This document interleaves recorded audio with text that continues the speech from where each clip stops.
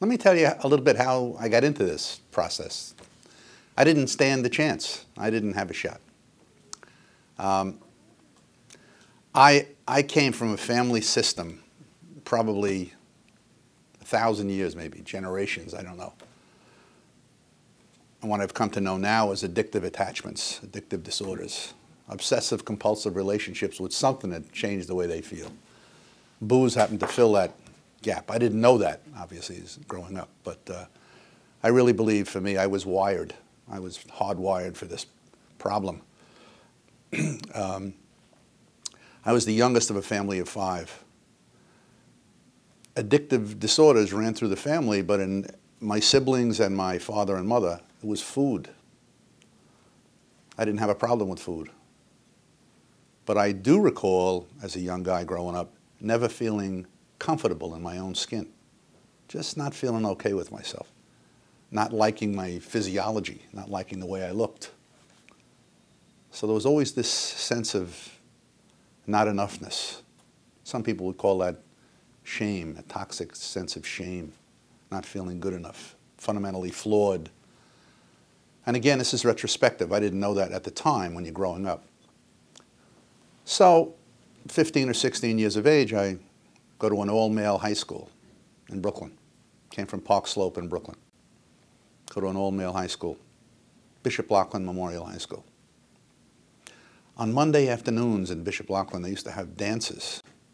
Now you got to remember, this is an all-male school, so they would invite the girls' schools, the neighboring girls' schools, Bishop McDonald's, Queen of All Saints, and they would come flowing in, and at 3 o'clock, we'd be in the cafeteria, all the boys would be on one side, all standing on one side, all feeling adolescents, ill at ease, like all of us, but I think I was even more amplified in that.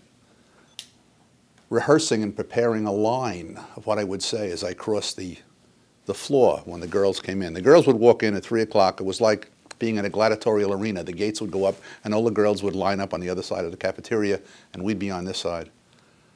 And then I'm thinking, the music would start, and I'm thinking, oh, I see that one, I'll ask her to dance. Maybe I'll ask her to dance, I'll ask this one. And then I'm rehearsing, hi, hi, oh, hi, would you like to dance? Hi, could I ask you, this is before I even step out. So I leave my support system at some point, the courage, undaunted courage, to go across this terrain, uncharted terrain, and walk up to some young lady feeling very, very self-conscious, aware of the self. And I would say, hi, would you like to dance? My initial fear is that she's going to respond to me in a way that I already believe about me, that I'm ugly, unattractive, not glib, and she's going to say something like, no! And sometimes it would happen, sometimes it wouldn't. So I would go through this process, the angst of adolescence.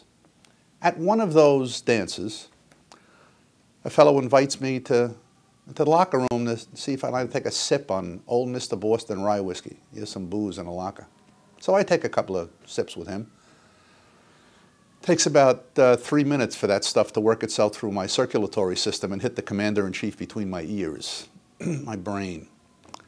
And you know what happens? Transforms the way I think about me and the world around me.